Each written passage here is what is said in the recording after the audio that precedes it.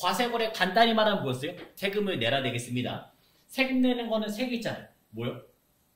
재화의 공급, 그 다음에 용료의 공급, 재화의 수익. 이 세 가지는 세금을 내주시면 되겠습니다. 뭐 재화 공급하시면 유채물, 형태가 다 있는 거죠. 그 다음 무채물, 그런 것도 다 포함하겠고요. 그 다음에 용역은 대신 내가 일을 하는 것들.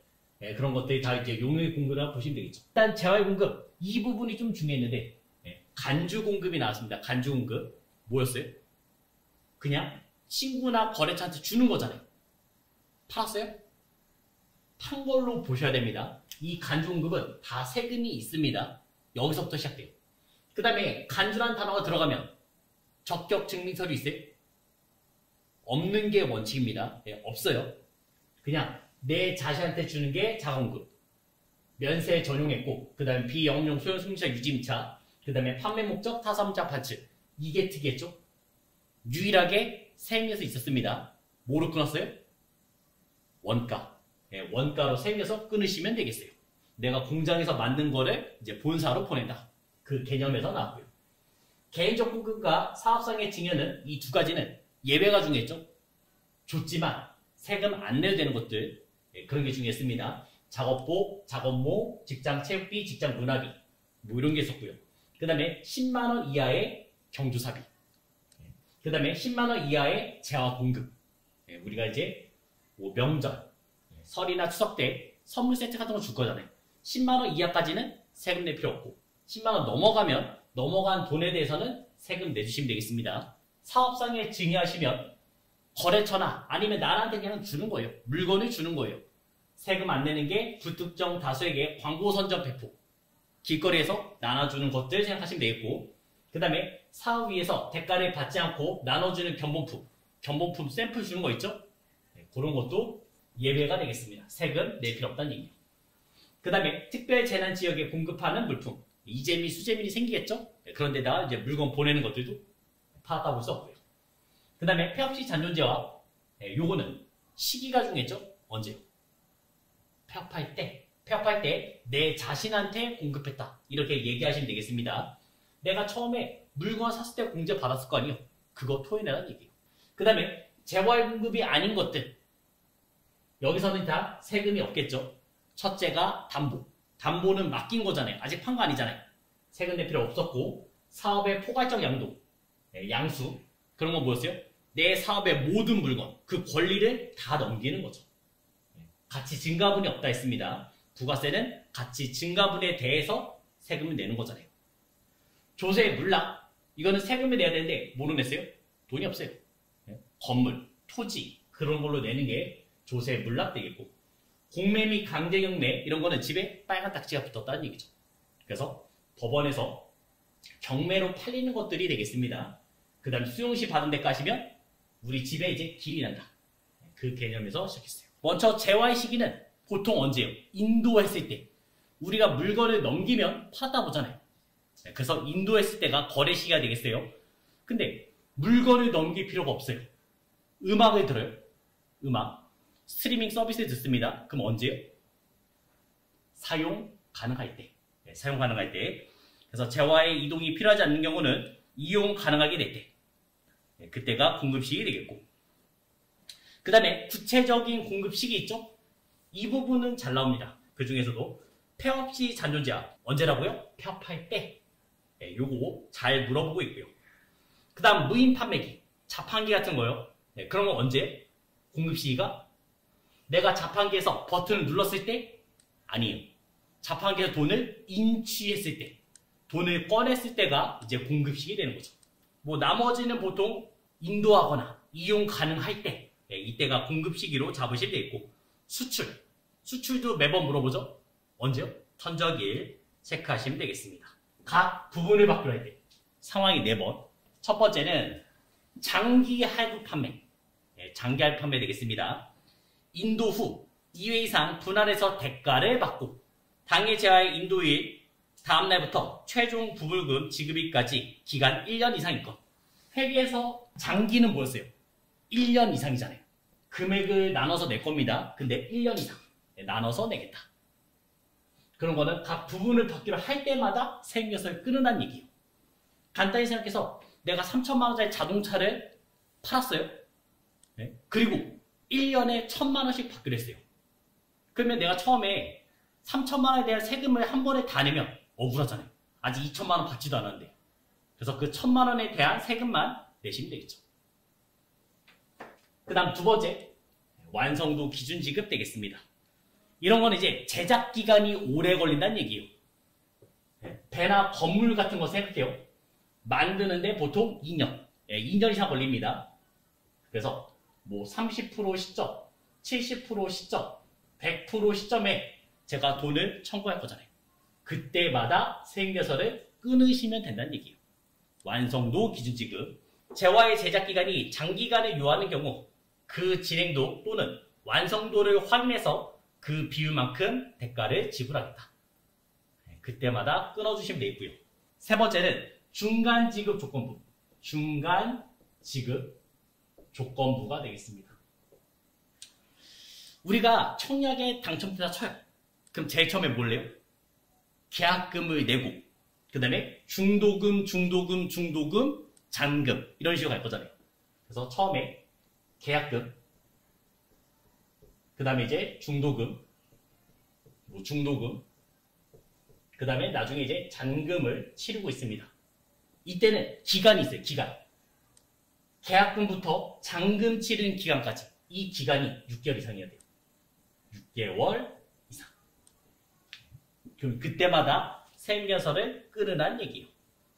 재화가 인도되기 전 또는 이용 가능하게 되기 전에 계약금 외에 대가를 분할해서 지급하고 계약금 지급일로부터 잔금 지급일까지 6개월 이상일 때는 각 부분을 받기로 할 때 이렇게 생각하시면 되겠습니다. 그 다음 네 번째는 계속적 공급이죠. 이거는 별 뜻은 아니에요. 우리가 전기 같은 거를 써요. 가스를 써요. 그럼 계속 나오잖아요. 그런 거는 인위적으로 저희가 한번 끊어야 돼요. 끊어야 됩니다. 그럼 그때마다 세액려서를 끊으시면 되겠죠. 자, 그래서 일단은 딱 3개 정도만 확실하게 기억하시면 되겠습니다. 전기 얘기는 웬만해서 안 나요.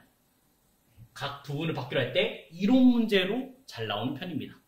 용역의 거래 시기는 딱 하나만 체크하세요. 특수 중에서도 부동산 임대, 보증금에 대한 간주 임대료 요거 하나만 체크하시면 되겠습니다. 자, 용역 라인은 부동산, 임대, 용역.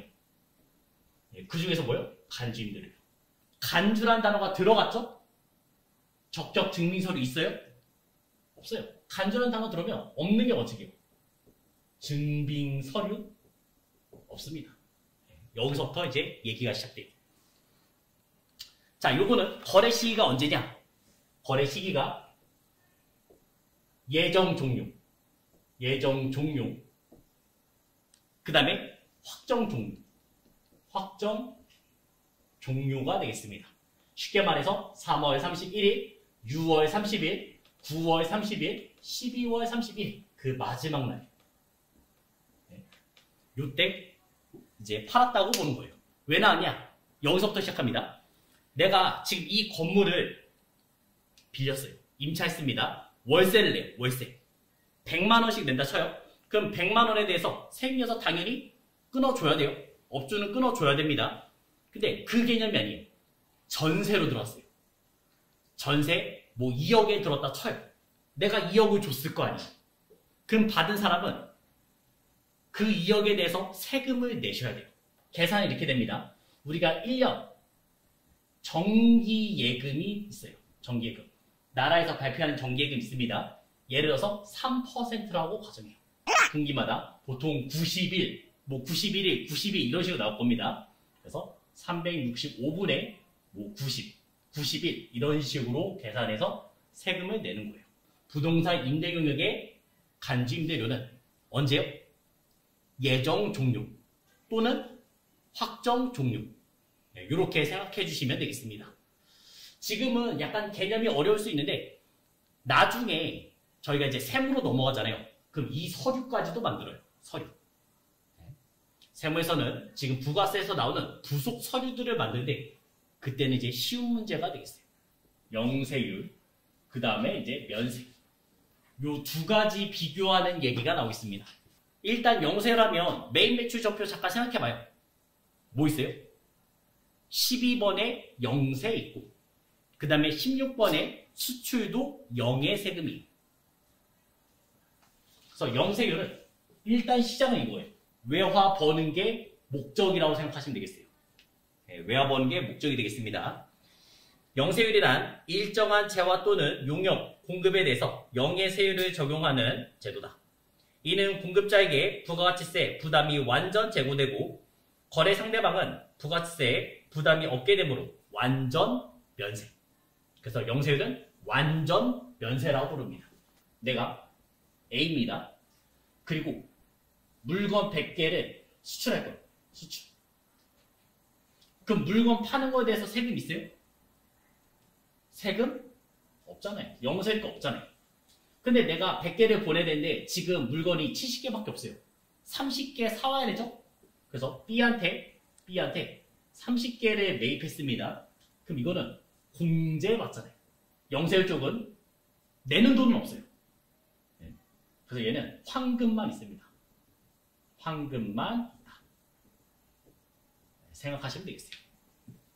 물건 사는 거에 대해서는 부가세 대여금으로 공제를 받을 수 있죠? 근데 물건 파는 거에 대해서는 세금 있어요? 없다고요. 영세율 하시면 이중과세 방지를 위해서 소비지구 과세 원칙 하면 우리 예전에 영세율 기억하라 했죠? 그 다음에 제일 중요한 거는 외화 획득. 외화 획득한 사람 다 영세율 될 수 있습니다. 영세율의 적용 대상이 나올 겁니다. 첫째, 직수출.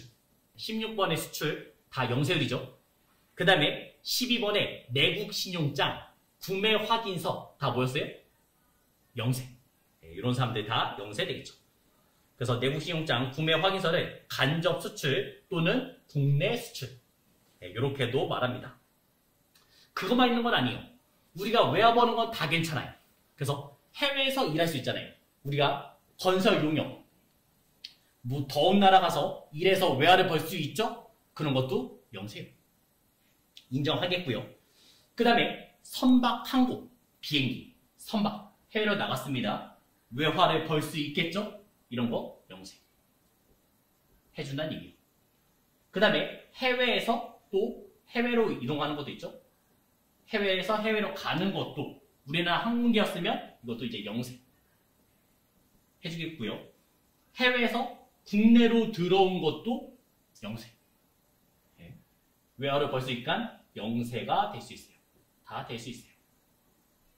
근데 국내에서 국내 한 거 있잖아요. 국내에서 국내. 그래서 김포에서 제주도 한 거 있죠? 이런 거는 이제 과세. 요거는 이제 과세 되겠습니다. 자, 그러면 우리는 비행기만 타요? 아니요. 비행기 플러스 숙박시설도 있고 그 다음에 자동차, 렌트할 수 있잖아요. 그 모든 거를 포함해서 영세 가져갈 수 있습니다. 국내에서 국외로, 그 다음에 국외에서 국내로, 국외에서 국외로 수송하는 건 다 영세 될 수 있고요. 그 다음에 조세 특례 제한법상 영세율 적용 대상, 재화 또는 용역 이런 거는 우리나라를 홍보하는 역할. 좀 깊게 들어가면 MIC 산업 이렇게 얘기하는데 우리나라 홍보하는 역할이 있으면 그런 것도 다 영세 해주겠다. 이번에 면세는 면세란 일정한 재화 용역 공급에 대해서 부가세를 면세하는 제도를 말한다. 여기서 면세 의미는 영세율과 달리 부가세법상 과세 대상 거래가 아니며 당해 면세가 적용된 단계에서 부가세에 대해서 부가세가 없을 뿐 그 이전 단계에서는 부담한 부가세는 환급받지 못하므로 불완전 면세다. 그래서 면세는 이제 불완전 면세. 면세라고 부릅니다. 자, 그러면 우리가 면세 물건 사는 거 좋죠? 시중에서 조금 더 저렴하게 살 수 있으니까 좋잖아요. 이제는 사업자 입장에서 생각해봐요. 사업자 입장에서. 학원? 당연히 사업자입니다. 네, 면세 사업자예요. 그러면 지금 이 컴퓨터 학원을 유지하려면 뭐가 필요해요? 컴퓨터, 책상, 의자 있을 거 아니에요. 네. 사왔겠죠? 당연히 사왔죠? 그러면 세미나서 발급 받았을 거 아니에요. 샀으니까. 공제돼요? 안 되죠. 왜요? 부가치세법상 면세는 사업자가 아니었어요. 그런 개념이 있는 거죠. 그래서 불완전 면세 되겠습니다. 과세 사업자는 우리가 이제 세무계산서 끊어줄 수 있고, 그 다음에 면세 사업자는 뭘 끊어줘요? 계산서를 끊어주겠죠. 면세 종류들 상당히 많습니다. 요거는 시험에 잘 나오니까 꼭 체크하셔야 돼요. 자, 일단 기초생활 필수품 라인 보시면 미가공 식료품, 이게 뭐예요? 가공되지 않은 식료품들은 다 면세되겠습니다. 그런데 해외에서 미가공 식료품 살 수 있어요. 당연히 살 수 있죠. 근데 사람이 먹을 수 있으면 면세가 되겠고, 사람이 먹을 수 없으면 과세 되겠습니다. 수돗물 면세 되겠습니다. 수돗물은 면세. 그래서 우리가 만약에 그 원룸에 처음에 들어서 혼자 산다고 생각해봐요. 그러면 관리비에 수도까지 포함해 주잖아요. 세금이 없기 때문에 면세 되겠고요. 그거 외에 전기 과세, 가스 과세 되겠습니다. 전기랑 가스는 과세예요. 연탄과 무연탄은 면세 되겠고요. 불에 잘 붙는 거 있죠? 그런 거는 과세 되겠습니다. 여기서 이제 유연탄, 가열탄, 착화탄 나오고 있는데, 이렇게 예시들면 어렵고, 좀 예전 시대는 그 난방이 잘 안 됐잖아요. 그래서 뭐가 있었어요? 난로가 있었죠? 난로에 장작을 넣고 막 불을 붙일 수 있습니다. 근데 그 나무에 불 붙이는 거는 생각보다 힘들어요. 잘 안 붙어요. 그래서 그때 가열탄을 발라서 넣었어요. 그 다음에 마지막 나오는 착화탄은 불쏘시개예요. 얘는 뭐냐면 상표명을 쓸 수 없기 때문에 나온 거예요. 번개탄. 이렇게 불에 잘 붙는 거는 과세가 되겠고, 그 다음에 연탄과 무연탄, 이런 거는 이제 면세 되겠습니다. 뭐 여성용, 생리처리, 위생용품, 그 다음에 영유아용, 기저귀, 이런 거 다 면세 되겠고요. 여객 운송용역, 여기는 좀 체크가 필요해요. 여객 운송용역 하시면 우리가 그 시내버스, 마을버스, 이런 거 느리게 가는 거 있잖아요. 그런 건 다 면세라고 생각하시면 돼요. 그래서 면세 종류 보시면 시내버스, 시외버스, 지하철, 마을버스, 그 다음에 고속버스, 여기까지는 면세로 가겠고요. 그 다음에 우등 고속버스, 그 우등이 뭐예요? 우등은 보통 이제 누워서 갈 수 있어요. 누워서 버스를 타면 완전히 제쳐서 누워서 갈 수 있는 게 우등 생각하시면 되겠습니다. 그거 말고도 뭐 고속철도 하시면 KTX, SRT, 그 다음에 전세버스, 우리가 여행 갔을 때 아니면 결혼이 있을 때 그때 버스 대절해서 가죠? 그럴 때 쓰는 게 전세버스. 그 다음에 택시, 비행기, 이런 라인은 과세되겠어요. 그 중에서 체크할 게 뭐냐? 전세버스, 요거 하나는 체크하셔야 됩니다. 왜 체크해야 되냐면 유일하게 세무계산서를 끊을 수 있어요. 우리가 택시를 탔다 쳐요. 택시 타고 어떤 목적지에 도착했습니다. 기사분한테 세무계산서 끊어달라고 할 수 있어요? 못해요. 세무계산서 발급 불가 업종이에요. 근데 전세버스는 내가 여행 가는 시기, 그런 게 정해졌을 거 아니에요. 그때 버스를 대절해서 가는 거잖아요.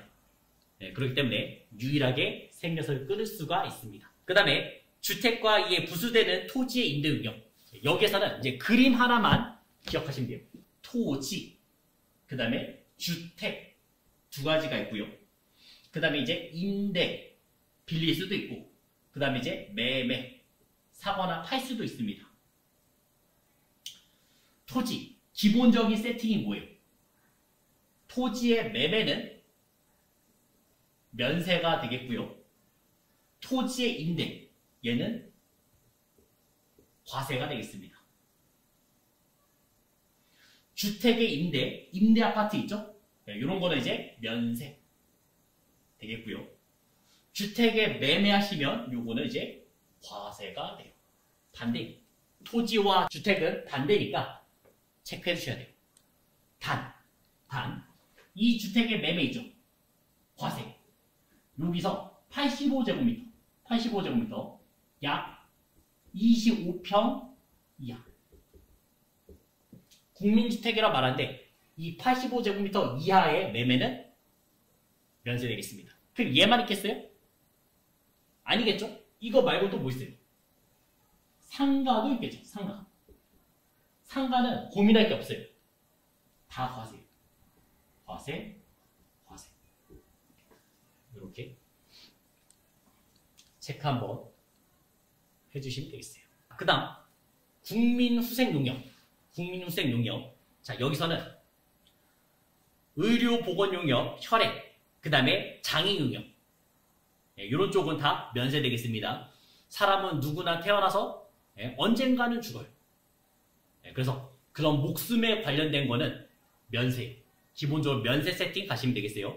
의사, 면세. 그 다음에 장의, 장례, 면세 되겠습니다. 우리가 약국에서 약을 사 먹을 수 있죠? 피곤해서 뭐 바카스를 사 먹었다.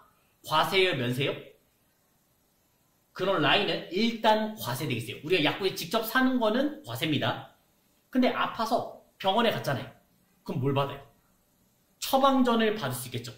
그 처방전이 있는 거는 면세 되겠습니다. 그러면서 또 미용 목적, 성형수술, 당연히 과세 되겠고요.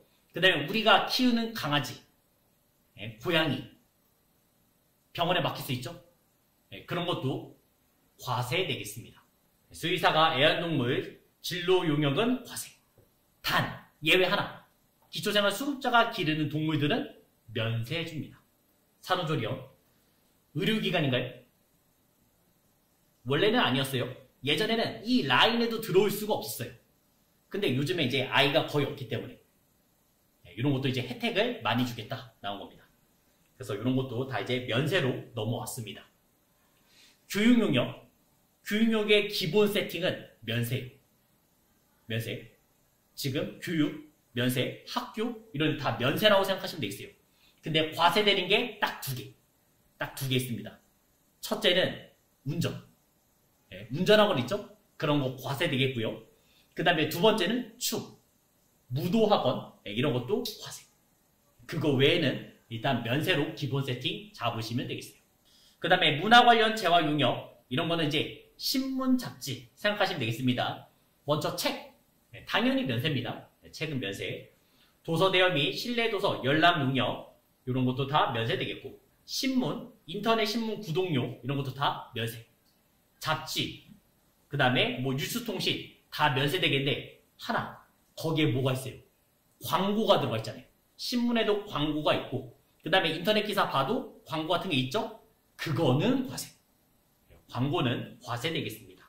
예술 창작품, 예술 행사, 문화 행사, 비직업 운동 경기 면세되겠습니다. 그 중에서 비직업 운동 경기는 아마추어 경기라고 생각하시면 돼요.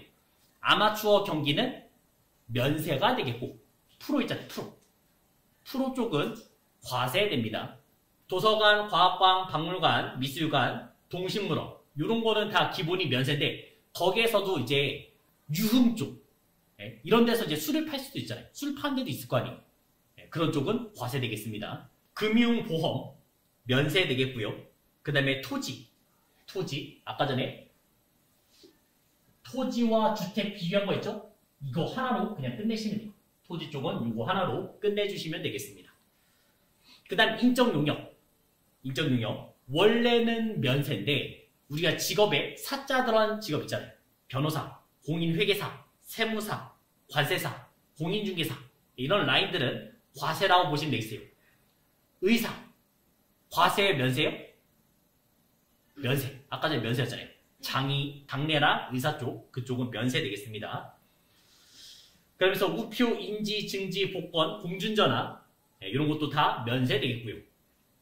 크리스마스 실, 수집용 우표는 과세. 수집용 우표는 과세 되겠습니다. 종교, 자선, 학술 등 기타 공익을 목적으로 하는 단체가 공급하는 재화용역 면세 되겠고요. 국가 지방자치단체가 지방자치단체 조합 또는 공익단체에 무상으로 공급하는 재화용역 다 면세로 기본 세팅 잡으시면 되겠어요. 영세휴가 면세는 한 이 정도. 이 정도면 됩니다. 면세랑 영세를 이제 한번 비교하시면 되겠는데, 면세 쪽, 면세거래 납부 의무 면제, 매출세액 징수 없고요. 왜냐면 부가치세법상 사업자가 아니니까 없고요. 그 다음 매입세 당연히 환급도 안 됩니다. 파는 거에 대해서 세금 안 내죠? 사는 거에 대해서 환급도 안 해줘요. 면세 내겠고요. 영세율, 매출에 대해서는 세금 내요? 안 내요. 영의 세율이니까 세금이 없고요.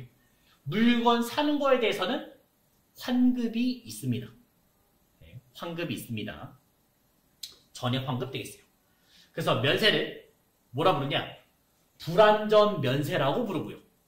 영세율은 완전 면세라고 부릅니다.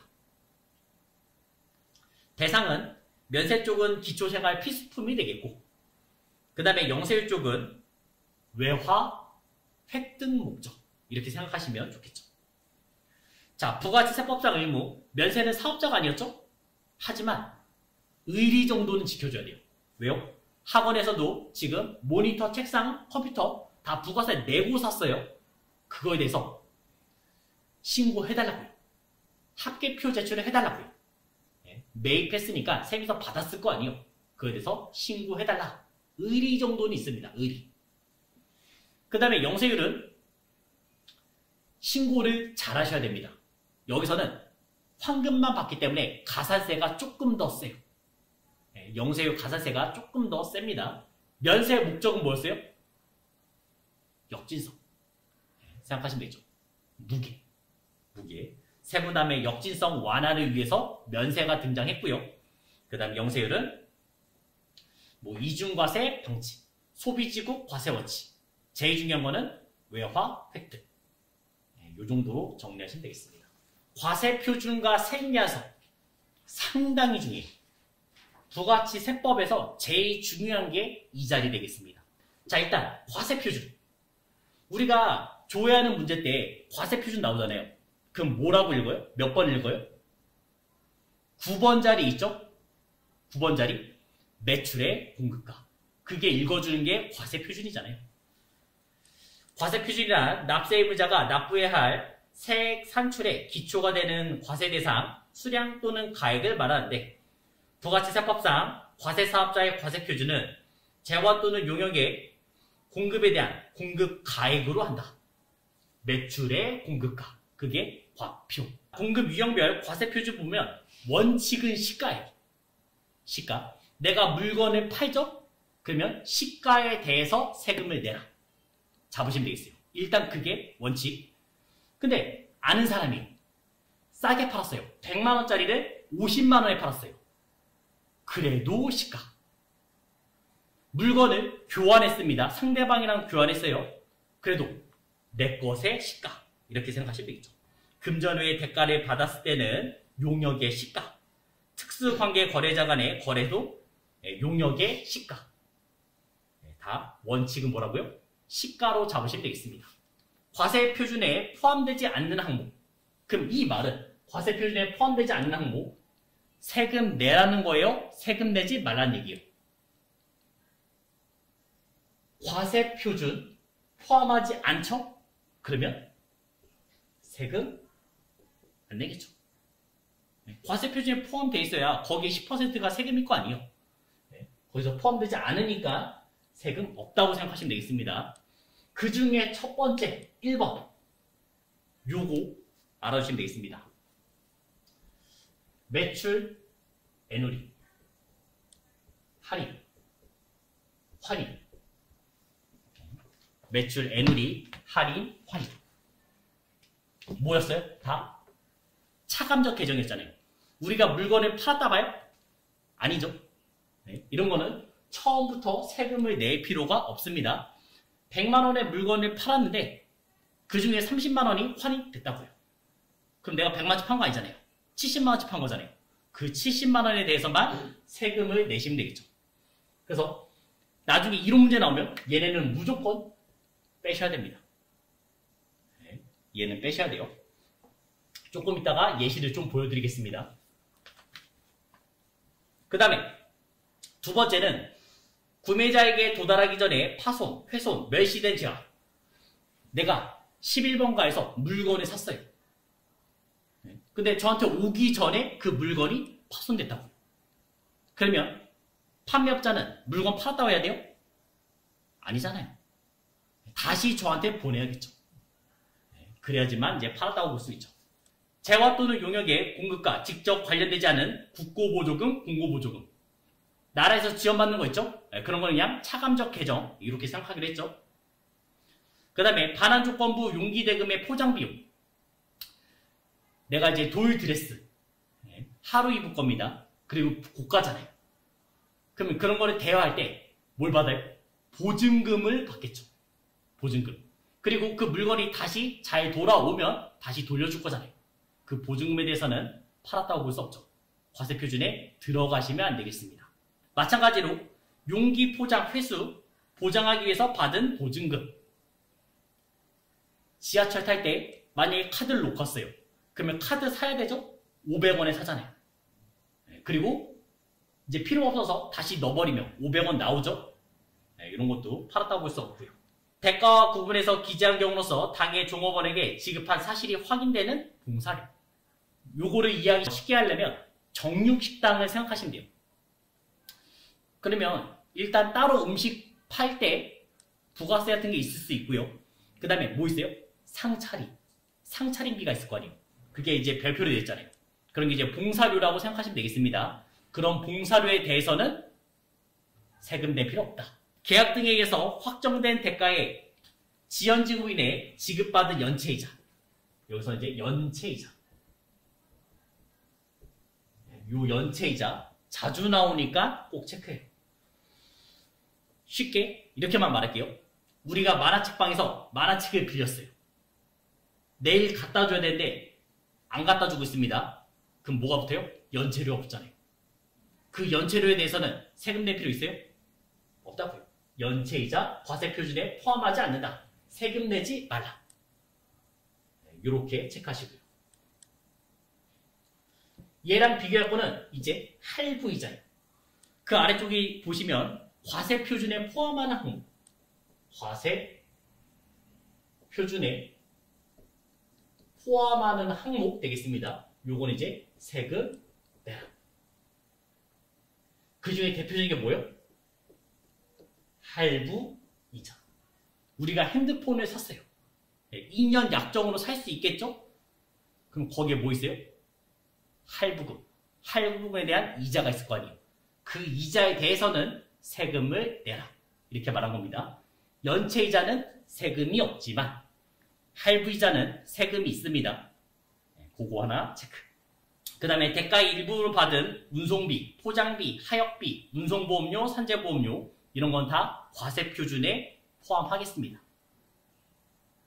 우리가 물건 팔았을 때 11년간에서 물건 샀을 때 생각해봐요. 그러면 운반비가 포함되어 있는 것도 있고 그 다음에 따로 별도인 것도 있잖아요.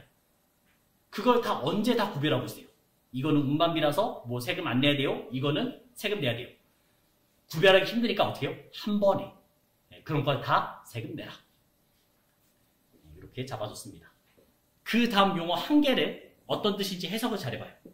뭐냐면 과세 표준에서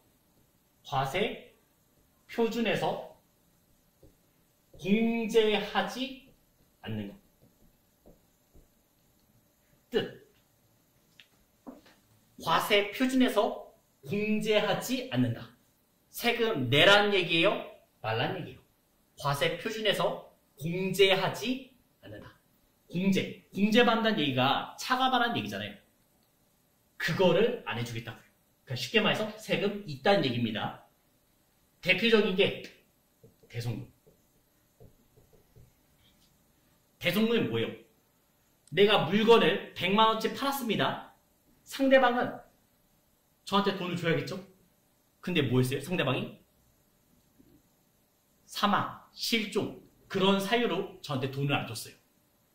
저는 억울하지만 세금 내야 됩니다. 일단 세금 내야 돼요. 10만원 내야 돼요. 그리고 이제 한참 지나서 빠르면 6개월 보통은 1년 정도 그 정도의 시간이 지나서 다시 돌려달라.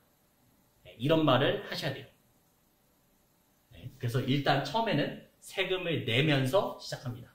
세금계산서란 사업자가 재화 또는 용역을 공급할 때 부가세를 거래 징수하고 이를 증명하기 위해서 공급받는 자에게 발급하는 세금 영수증이다.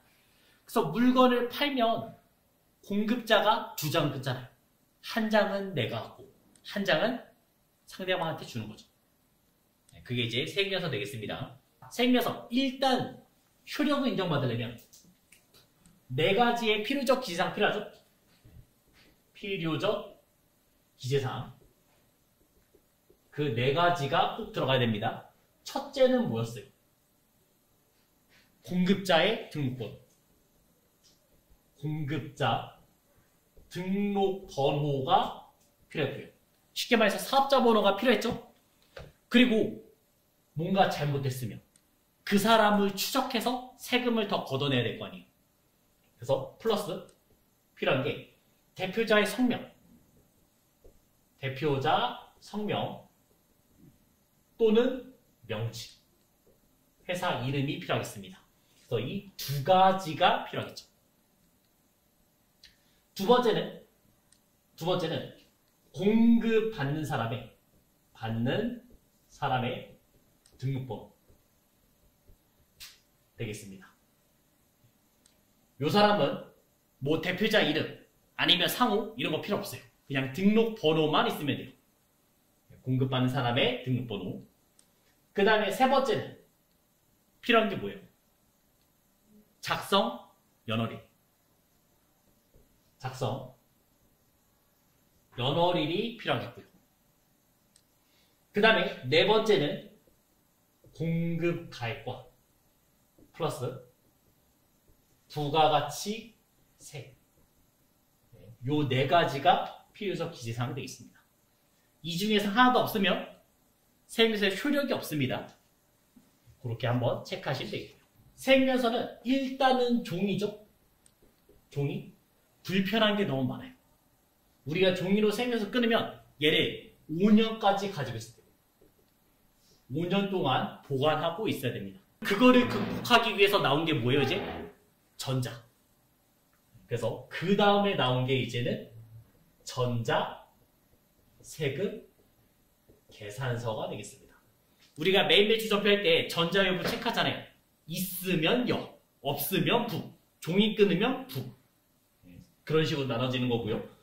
그럼 이 전자로 끊어야 될 사람, 무조건 전자로 끊어야 될 사람이 두 명 있어요. 첫째, 법인.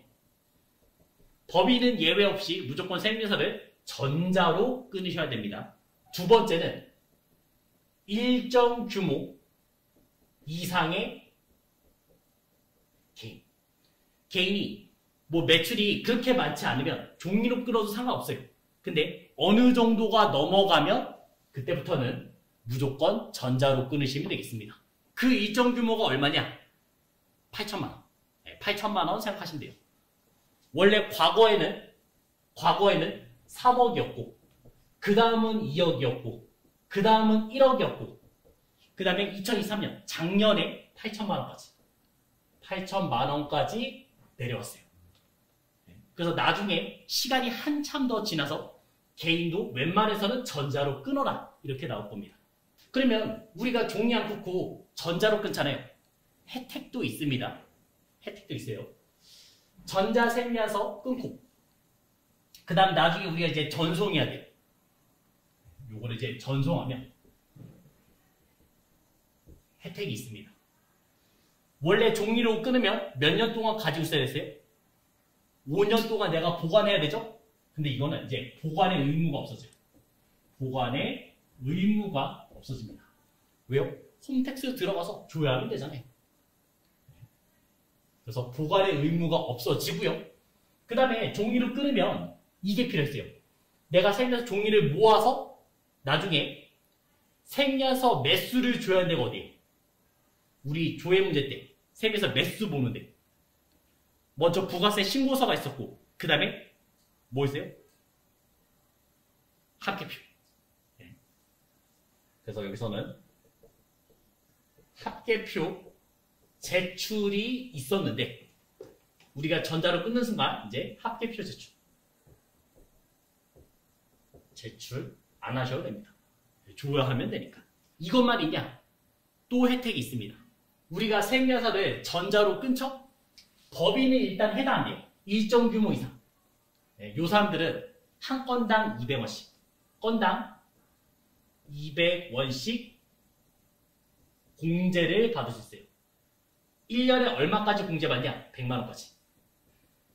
100만원까지 공제를 해줍니다. 우리가 메인 쪽에서 공제받는 건 당연해요. 근데 매출도 공제받는다고요. 매출. 한 건당 200원씩 공제받아요. 자, 아까 전에 일정 규모 얼마였어요? 8천만 원이었죠? 이런 사람들 생겨서 전자로 무조건 끊어야 됐잖아요. 근데 이 200원 공제는 아직까지 3억이에요. 또한 직전 연도 공급가액 3억 미만인 개인 전자세에서 발급하면 건당 200원씩 그 다음에 한도는 100만원까지 공제받을 수 있다. 여기서 8천만원 공급가액이요 공급 대가예요? 이렇게 나오면 이제 좀 헷갈릴 수 있어요. 이 8천만원 뜻하는 게 공급가액이요 공급 대가예요? 헷갈릴 수 있죠? 그럼 이제 이거 생각해요. 우리가 매일 매출 전표 끊을 때 생년서는 뭘 썼어요? 공급 가액을 썼고 신용카드 현금영수증 공급 대가 썼죠? 자, 이런 건 다 공급 가액이요. 지금 이쪽 라인은 다 공급 가액. 3억 공급 가액. 이런 식으로 기억해 주시면 좀 더 좋습니다. 여기서 이제 몇 가지가 더 있습니다. 생면서 거래가 있었어요. 5월 15일 날 거래가 있었어요. 원칙은 이날 생면서를 끊는 게 원칙이잖아요. 근데 선발급, 후발급이 둘 다 가능합니다. 후발급. 일단 후발급이 더 중요해요. 후발급. 나중에 생면서 끊을 수 있다는 얘기예요. 그거는 다음 달 10일까지. 다음 달 10일까지. 그러니까 언제까지요? 6월 10날까지 끊으면 오케이. 잘 끊었다는 얘기예요. 그 다음에 선발급 할 수도 있어요. 그거는 이전 7일.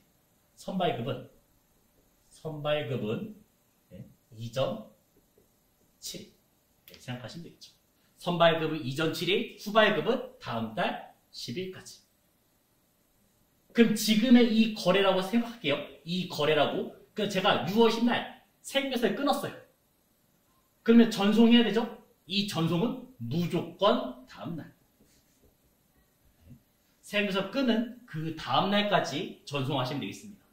요거를 지키지 않으면 이제부터 가산세가 나와요. 가산세. 저희 시험 자체에서는 가산세는 없습니다. 근데 세무 쪽에서는 가산세가 있겠죠. 그래서 간단하게만 보여드릴게요. 간단하게. 거래는 5월 10일이 있었고 그 다음에 세무에서는 지금 6월 10날 끊었어요. 지연 발급. 지연 발급. 늦게 세무에서 발급했다는 얘기가 되겠죠. 6월 11일부터 7월 25일까지가 지연 발급 되겠습니다. 네, 세무에서는 늦게 끊었다. 그 다음에 이제 그거 넘어갔어요. 7월 26일 이후. 안 끊거나 7월 26일 이후에 끊었으면 이때는 이제 미발급 되겠습니다. 가산세는 지연 발급은 1%의 가산세가 있고 공급가액에 1%가 있고 그 다음 미발급은 2%가 있겠습니다. 아까 전송 다음날이었잖아요. 다음날. 그러면 전송 언제까지 하셔야 돼요? 다음날이니까 6월 11일까지 전송하시면 되겠죠? 요것도 이제 지연 전송. 늦게 전송이 있다고요? 6월 12일부터 7월 25일까지 되겠어요. 자, 7월 25일, 7월 10일 계속 나오고 있죠? 이게 뭐예요? 1기 과세가 끝났잖아요. 그럼 언제까지 신고 납부해요? 다음 달 25일까지 하잖아요. 그게 7월 25일이죠. 만약에 이겼으면 1월 25일, 내년 1월 25일. 네, 그 마지막 날 다 되는 겁니다. 미전송 7월 26일 이후가 이제 미전송 되고요. 여기에 가산세는 지연전송이 0.3%, 그 다음에 미전송은 0.5% 되겠습니다. 그리고 우리가 이건 다 전자로 끊어야 되는데 종이로 끊을 수도 있잖아요. 종이는 일단 미발급 라인에 와요. 요 라인에 들어오고 종이 세금 계산서는 1%의 가산세가 있습니다. 매출하는 사람들이 다 끊어주는 거예요. 자, 이제 매입차 사는 사람. 사는 사람은 세금서 끊어요? 안 끊죠? 세금계산서를 받기만 합니다. 그 사람도 세금계산 안 받으면요, 가산세가 있어요. 억울하죠? 받는 사람인데. 그래서 여기서도 이제 지연 수치가 있습니다. 지연 수치. 자, 세금계산서를 원래 6월 10날까지 받았어야 되는데 안 받았잖아요. 그래서 6월 11일부터 7월 25일까지 지연 수치. 그 다음에 미수치 아니에요. 여기까지도 이제 지연 수치. 지연 수치로 계속 가주시면 되겠어요. 지연 수치 7월 26일 이후 다 지연 수치라고 말합니다. 그리고 가산세는 0.5% 되고요. 지연 수치는 받는 사람이니까 좀 억울하니까 이거를 과세기간 하나를 더 늘려줘요. 그래서 여기까지 다 0.5% 가산세 있습니다. 자, 예를 들어서 1,000만 원짜리의 물건을 사다 쳐요. 매입했어요. 그럼 저는 얼마 공제받을 수 있어요? 부가세 100만 원. 공제를 받겠죠? 근데 지연수치 약간 늦게 받았어요. 그러면 0.5% 뺀 0.5% 뺀 95만 원을 공제받을 수 있습니다. 공제. 원래 100만 원 받을 거를 이제 살짝 빠진 금액을 공제받을 수 있다. 이렇게 생각하시면 돼요. 그러다가 이제 내년까지 넘어갔어요. 과세 1년, 과세 한 번 더 봐준다면요. 그럼 나중에는 가산세 자체가 없어져요. 가산세 자체가 없어집니다. 혜택같이 보이지만 얘는 혜택이 아니에요. 어떤 얘기냐?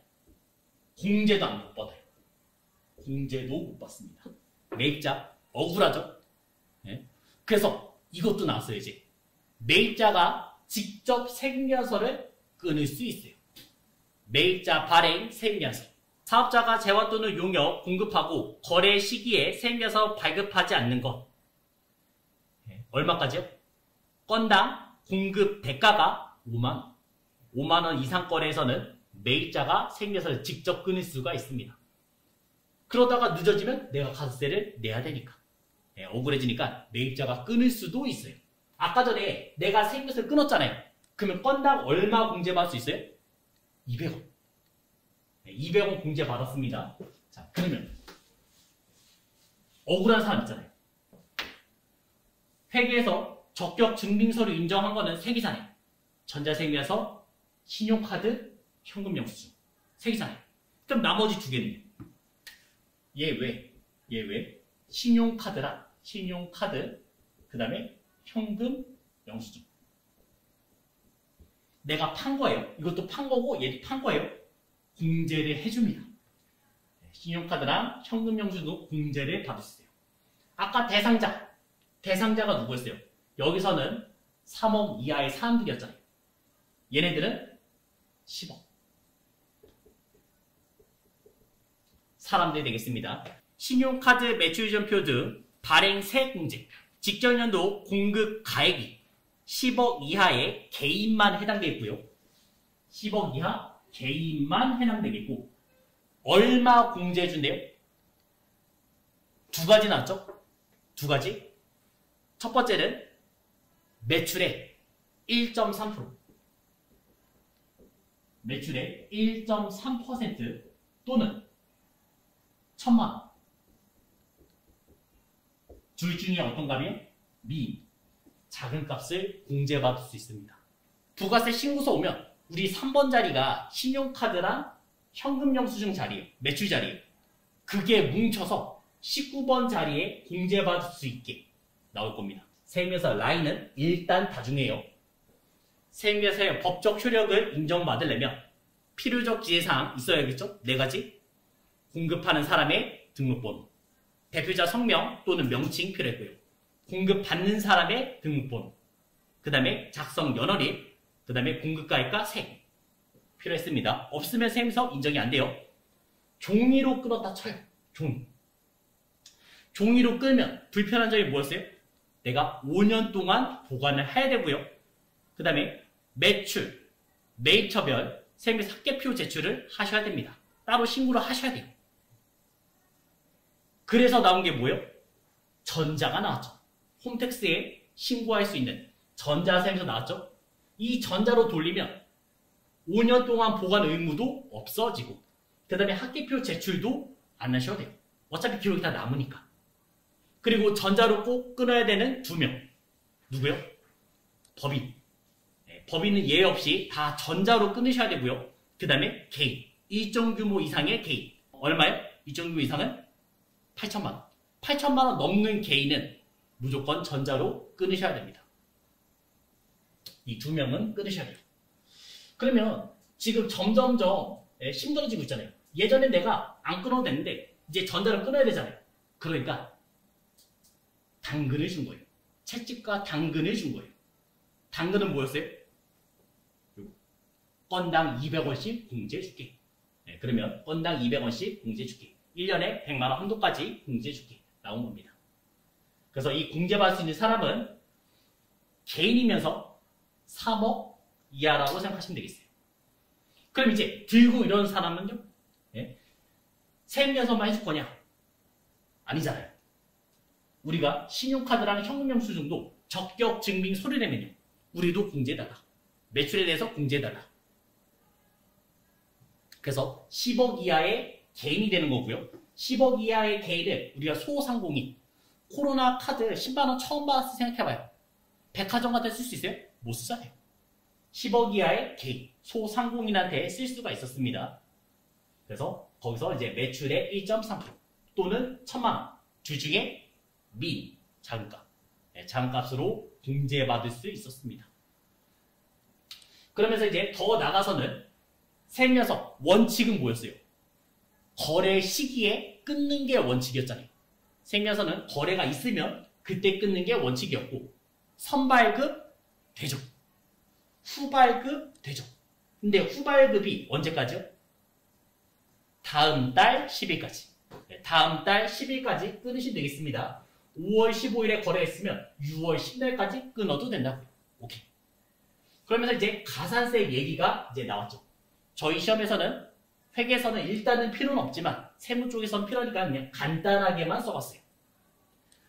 6월 10일까지 끊어야 되는데 6월 10일까지 못 끊었죠. 6월 11일부터 7월 25일까지 끊었으면 어떤 발급이요? 지연 발급. 늦었으니까 1% 가산세 내, 공급가액에 1% 내 나온 거고요. 안 끊었으면 2% 내 이렇게 나온 겁니다. 그러면서 종이로 끊었어요. 내가 전자로 끊어야 되는 사람인데 종이로 끊었어요. 그러면 너 1% 가산세 내 이렇게 나온 거고요. 그 다음에 전송해야 되죠. 세무서 전송. 전송은 언제까지요? 다음 날까지. 원칙은 다음 날까지. 요것도 이제 지연 전송. 6월 10일부터 7월 25일까지 늦게 전송하면 0.3% 있었고 그 다음에 미전송하시면 0.5% 있었습니다. 물건을 사는 사람도 늦게 받으면 가산세 있나요? 있죠? 지연수치 있습니다. 지연수치는 0.5%의 가산세가 있어요. 그래서 억울하니까 이 사람들이 뭐 어떻게 할 수 있는 게 아니잖아요. 받는 사람이잖아요. 그래서 뭐가 나왔어요? 매입자 발행 세무서도 있습니다. 매입자 발행 세무서는 건당 얼마요? 5만원. 그러면 이제 매입자가 세무서를 발급할 수도 있어요. 더 나가서는 우리 영세사업자 있잖아요. 영세사업자는 여기에서 하나의 세금을 더 내요. 영세율은 황금만 받잖아요.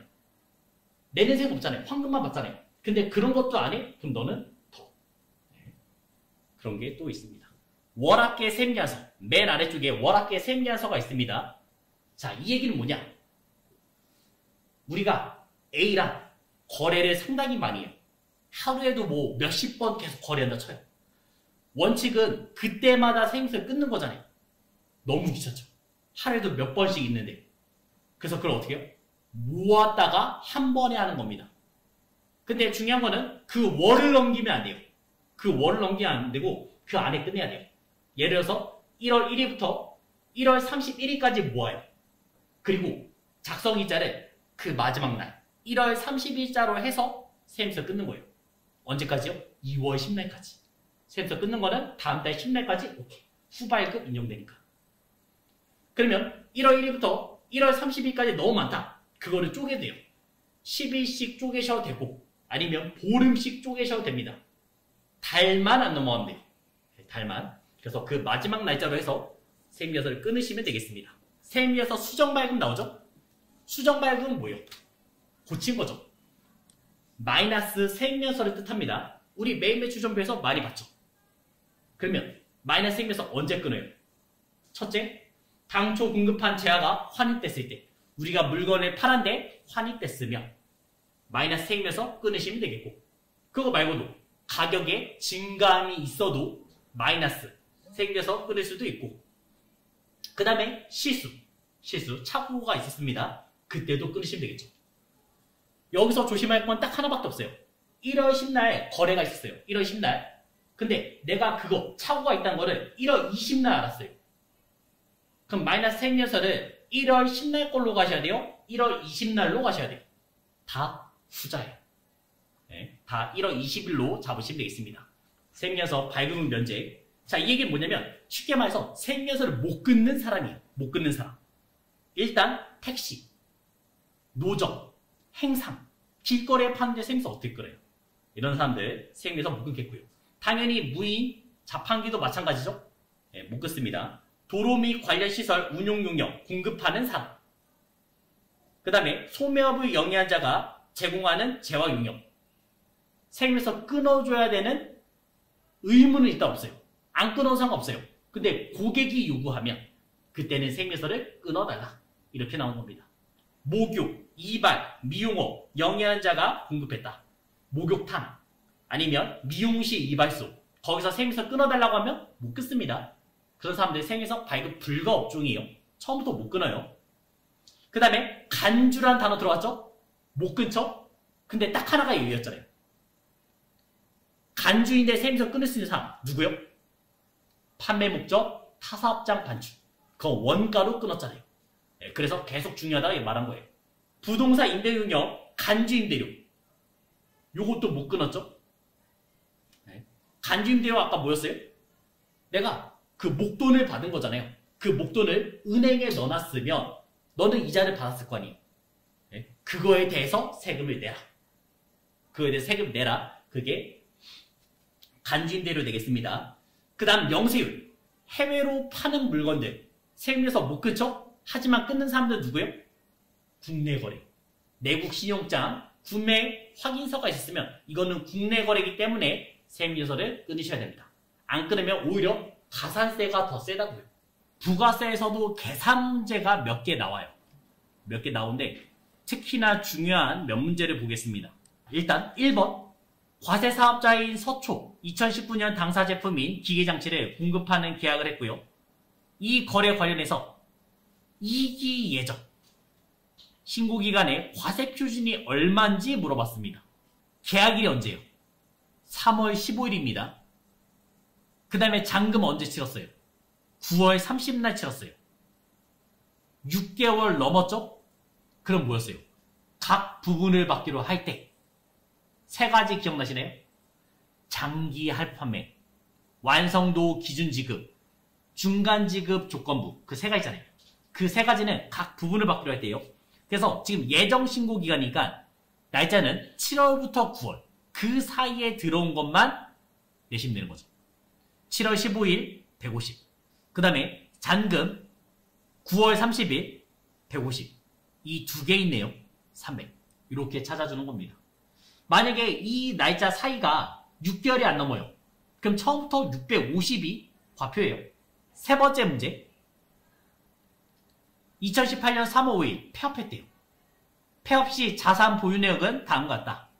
부가세 신고 시 과세 표준은 얼마냐 물어봤습니다. 과세 표준의 대원칙 시가가 되어 있습니다. 내가 알고 있는 삶에서 싸게 팔 수도 있고 그러면서 이제 교환 가치에서 바꿀 수 있는데 항상 시가. 그래서 이 800만 원 내는 거죠.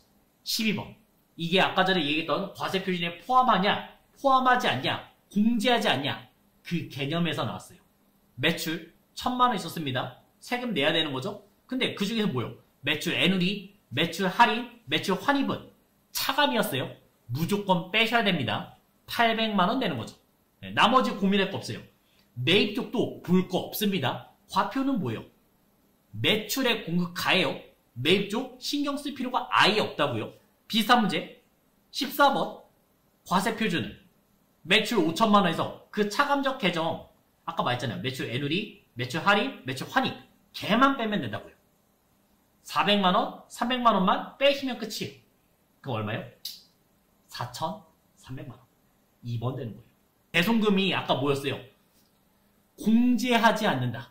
그러니까 일단 내려면요. 들어오지 않는다고 하지. 이런 거는 들어오지도 않아요. 다 포함되어 있다고 보시면 돼요.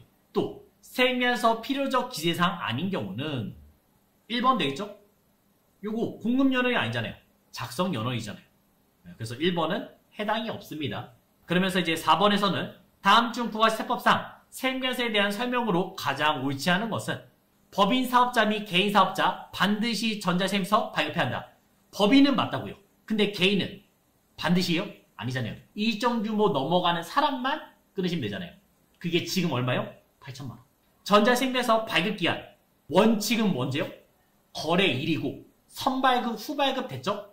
다음 달 10일까지 오케이.